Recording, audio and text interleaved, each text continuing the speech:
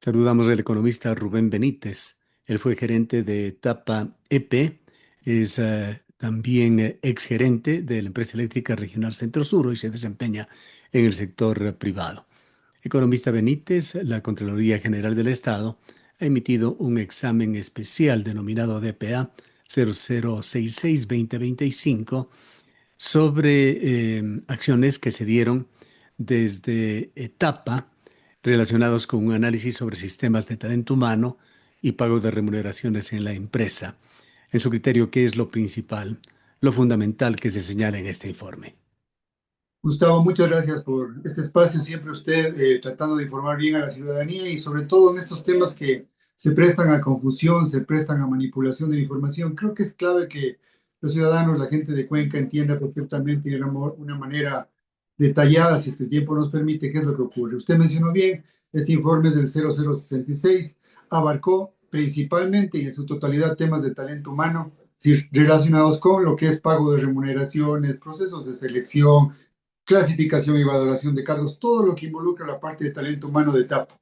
Algo que faltó mencionar en su introducción es que el periodo fue junio 2022 a 30 de junio 2025, es decir, abarcó un año de la administración del alcalde Pedro Palacios y 2 años de la administración del alcalde Cristian Zamora. Recordemos que ya están cerca de cumplir 3 años en su gestión.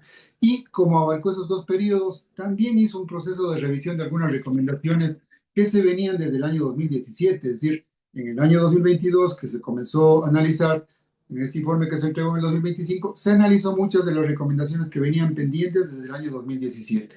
Con ese ámbito de acción, como les reitero, en talento humano, se han revisado todos los temas que tienen que ver con esta área y se ha determinado 8 resultados, 8 hallazgos, ocho temas de que la Contraloría emite sus recomendaciones y sus conclusiones y habría que distinguir perfectamente la repercusión para la empresa de cada uno de esos temas y la importancia que tiene para el futuro legal y las acciones que vendrían de responsabilidades sobre ese informe, Gustavo. Bien, iniciemos cronológicamente por los puntos que toca la Contraloría durante la administración de Pedro Palacios y periodo en el cual también usted fue gerente de etapa EP, que es lo más relevante. Sí, ventajosamente estuvimos durante todo el proceso porque siempre se nos requiere información, siempre se nos pide documentación de lo que hemos hecho, siempre se nos da un espacio a justificar todas las acciones cuando la Contraloría está haciendo un examen.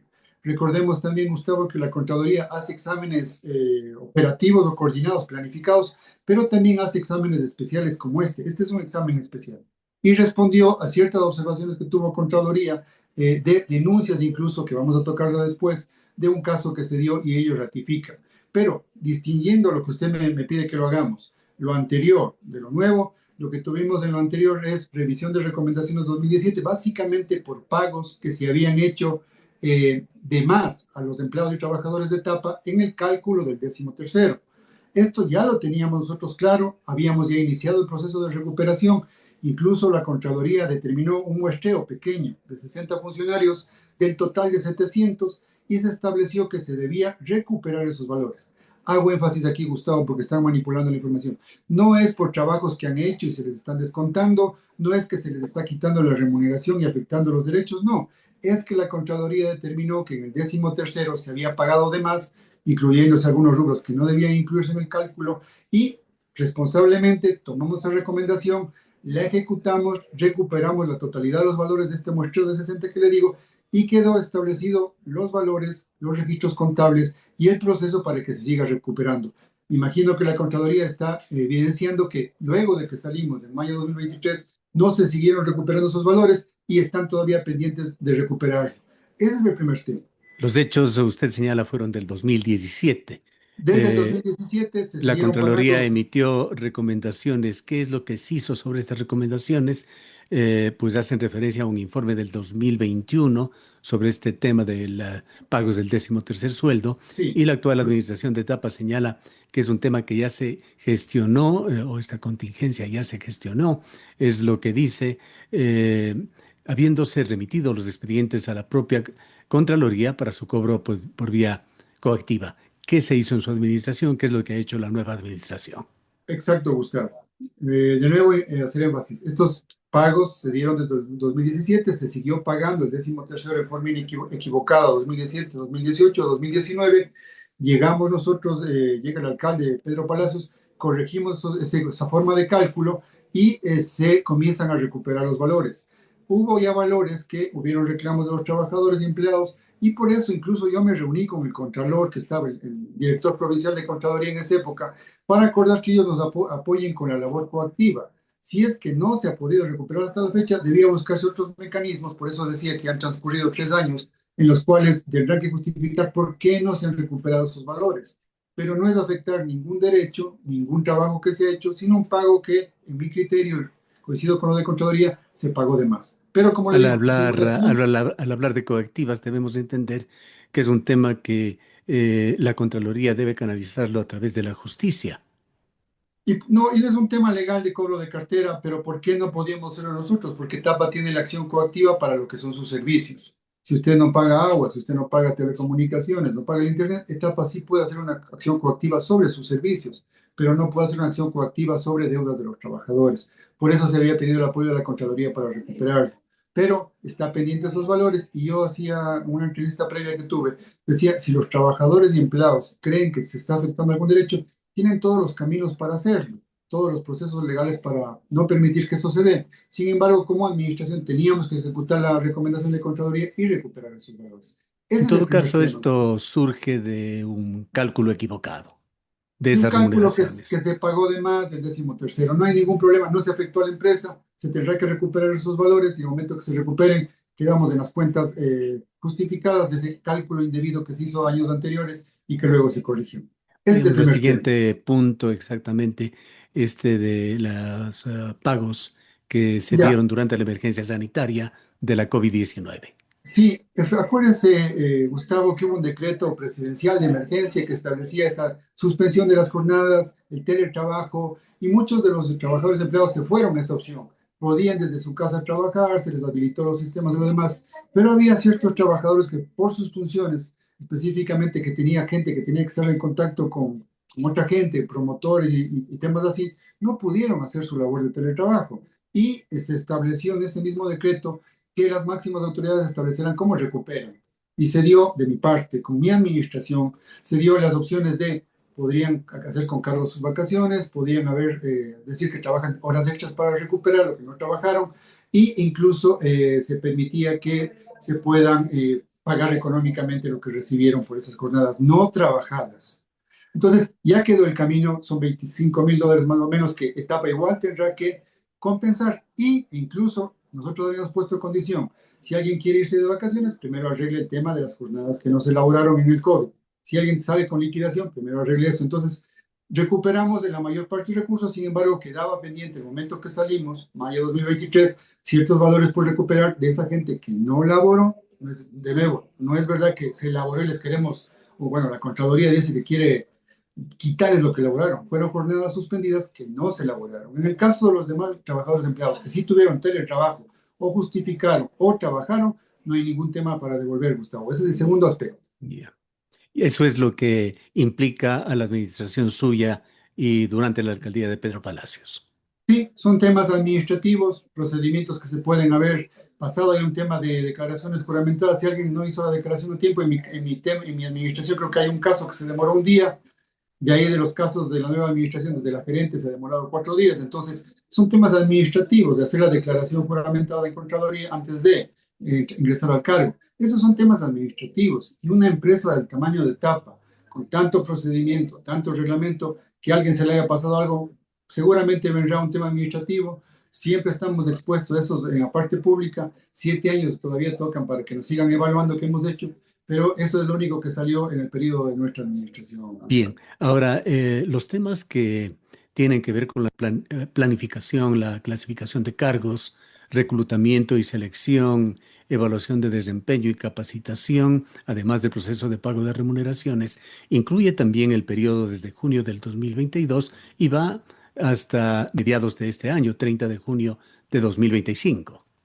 Sí, hemos justificado en lo que son ciertos cambios de perfiles que se hicieron con los informes técnicos suficientes y incluso al borrador que me mandaron a mí, ya con mis responsabilidades, ya no viene el tema de clasificación y valoración de cargos, ¿no es cierto? Es decir, ya justificamos que todo lo hicimos bien. Hay un listado de puestos que se han clasificado, que se han reevaluado, que han ingresado sin los debidos requisitos, que la administración nueva tendrá que justificarlo. ¿Por qué? Se acomodaron los perfiles a la gente que tal vez no cumplía los requisitos. Pero en mi administración lo hemos justificado, es por eso que a mí ya no me llegan esas observaciones y recomendaciones en el informe final que me compete a mí.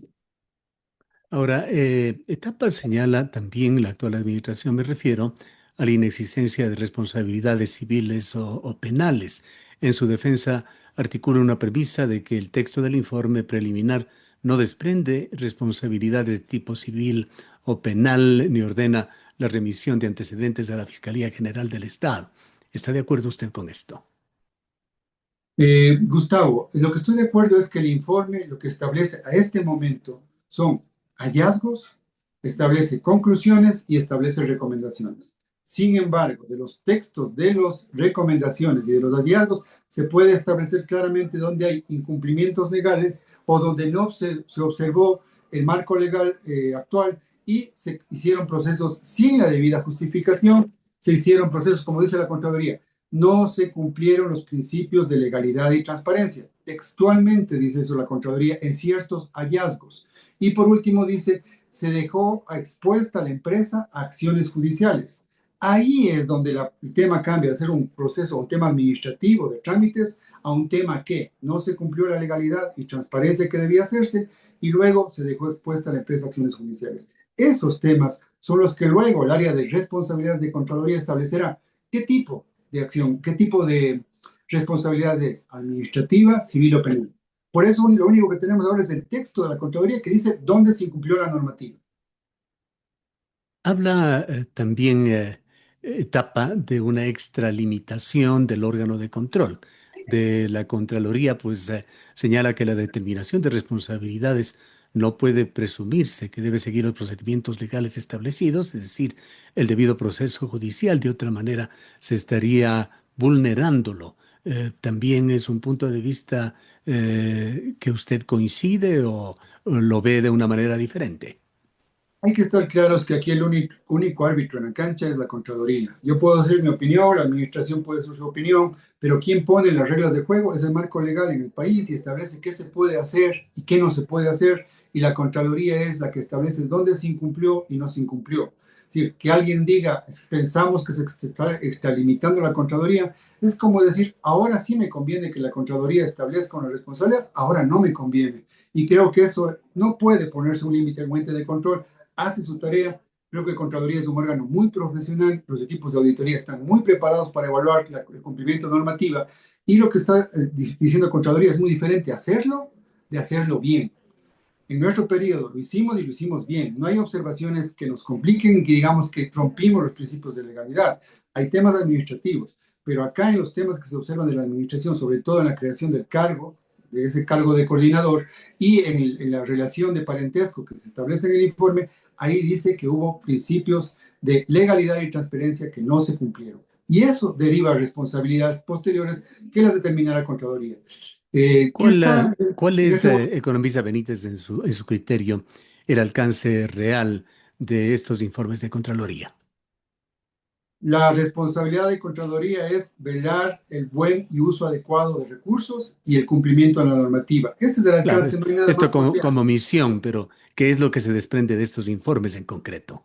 A ver, lo que le he dicho es temas administrativos y temas que ya son más complicados. En el tema más complicado le mencioné, hay ocho recomendaciones que ha dado la Contraloría y específicamente los más complicados temas son la creación de un cargo sin seguir los procedimientos legales, ¿sí? Sin que esté en estructura de etapa, sin que se respete el reglamento y le dice, no está diciendo no tienen capacidad administrativa para hacerlo, lo que está diciendo es lo hicieron mal. Y segundo, se nombra a un funcionario que tenía una inhabilitación, no podía desempeñar ese cargo por la relación de parentesco que establece Contraloría y eso lo inhabilitaba para ejercer. Y está diciendo que se tiene que recuperar. Conforme el reglamento lo dice de etapa, se tiene que, alguien que tiene nepotismo, se tiene que primero destituirle con el debido proceso y luego hacerle que devuelva todo lo que cobró, incluidos los intereses. Eso dice la reglamentación de etapa. Si Contraloría está determinando que ha habido una inhabilitación de la persona que ocupó ese cargo que cobró valores a pesar de estar inhabilitado, eso ya tiene una repercusión civil o penal que vendrá después. En su criterio, por su conocimiento de la empresa, ¿cómo se gestionó la creación del cargo de coordinador de infraestructura y proyectos corporativos? ¿Hubo los debidos sustentos técnicos y una aprobación del directorio? Gustavo, en mi opinión, es un cargo que era innecesario. Primero, ¿por qué se le carga de etapa una responsabilidad que era de todos los proyectos? Vemos que este coordinador ha manejado todos los proyectos de toda la corporación. ¿Por qué etapa tendría que cubrirlo? Segundo, en el municipio ya habían dos coordinaciones generales, una de infraestructura y otra de empresas públicas, que podían haber hecho ese rol. Si quería ahorrarse algo, podían haber eliminado una y utilizar la que ya tenía en el municipio para hacer este rol de articulación de proyectos. Ahora, eso en cuanto a estructura, pero en cuanto a normativa, se lleva al directorio y Contraloría revisa que no había los suficientes sustentos, que no había una clasificación y valoración de cargo adecuada, que no había establecido un nivel salarial y que no se establecían claramente sus funciones. Y lo peor, llega al directorio y en el directorio se resuelve, está textualmente ahí en el informe, usted lo va a revisar, que se cambia el nombre del cargo con el que vino con un informe, se le pone otra palabrita más, infraestructura, pero eso involucraba cambiar las funciones, cambiar el nivel, cambiar la valoración de cargo, eso no se hizo. Entonces, en una reunión apresurada, porque alguien tiene la iniciativa, no se puede desconocer los informes y sin informes aprobar una creación. Entonces, eso es lo que dice la Contraloría. No dice podías haberlo hecho, hazlo bien, no lo hiciste bien, no cumpliste y saltaste los principios de legalidad y transparencia. ¿Tiene etapa EP mecanismos de control para evitar designaciones con inhabilidades por nepotismo u otros conflictos de interés? Claro que sí. Primero pensemos que hay una declaración juramentada que hacemos cada uno de los que vamos a entrar al sector público, declaración juramentada ante la misma Contraloría, en la que decimos no tengo ninguna inhabilidad.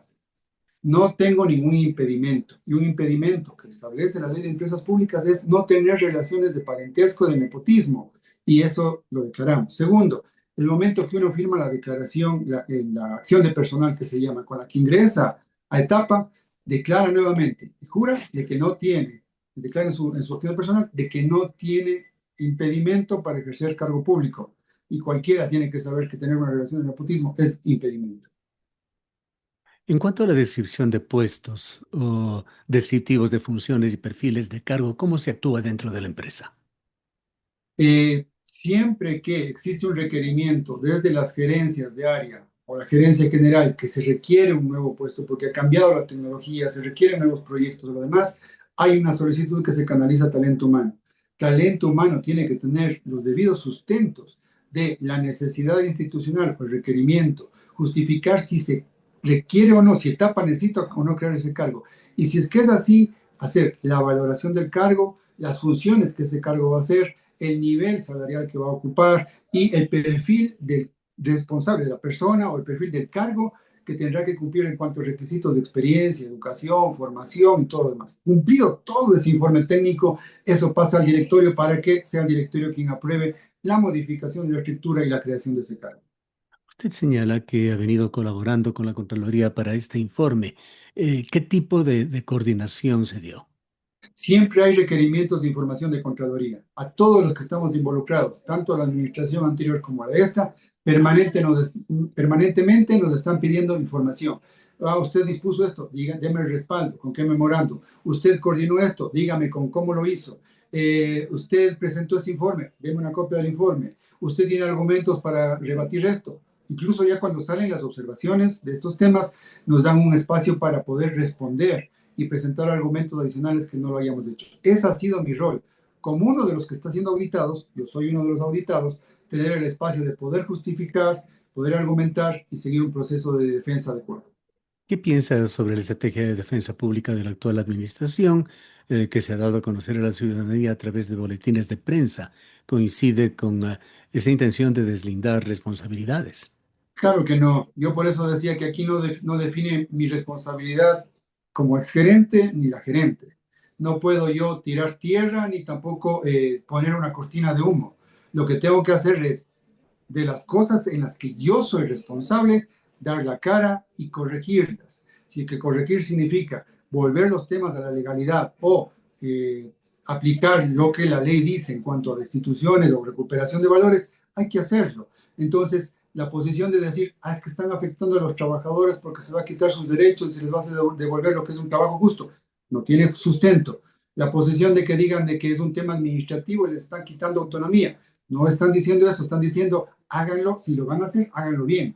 Entonces, no tiene una fundamentación en cuanto a querer defender lo indefendible y saber que si se hizo malas cosas hay que reconocerlo y corregirlo.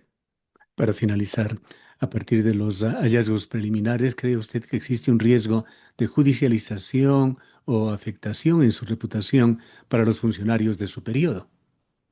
Para mi periodo, ninguno. Para mi periodo no existe nada. Como le dije, los que estamos en la parte pública o hemos estado en la parte pública, sabemos que muchas veces vienen temas administrativos, son glosas en las que tendremos que pagar $400, un básico, no sé, lo que venga. O si no, saldremos sin nada, pero pasar a responsabilidades mayores no lo haremos. Y eso es parte de los gajes del oficio de estar en la parte pública, porque un procedimiento no se aplicó o porque alguien faltó un informe. Pero de ahí repercusiones legales, ninguna. Ningún tema civil, ni ningún tema penal para los que hacemos las cosas bien y que en la administración anterior lo hicimos con toda la buena intención.